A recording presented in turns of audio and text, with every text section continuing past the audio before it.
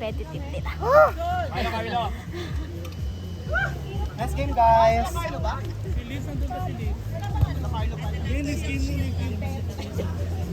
Ate Da! Mami Liz! Ate Liz! Pabantay lang just in case na may payong siya. Girl, tinakpan mo nga pero nasa araw pa rin naman. Hindi.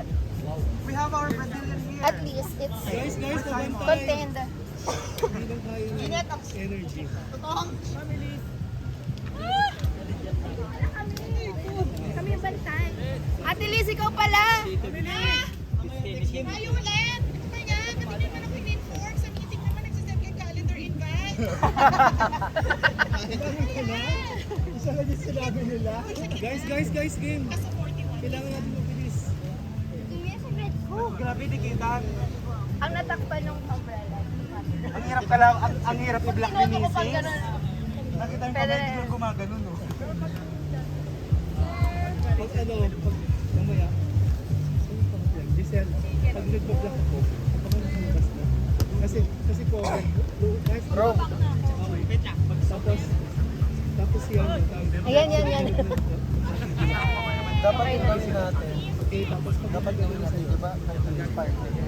Decide sa paano na naman open. Pagka banda sa akin, ako naman block dun, mat. basta, Kasi pero defense tayo dapat lagi. Basta lagi may dalawa sa likod. So kung ako mag-block, at si Popo din. Hindi, actually tatlo pa lang, hindi dalawa lang. Tatlo, no?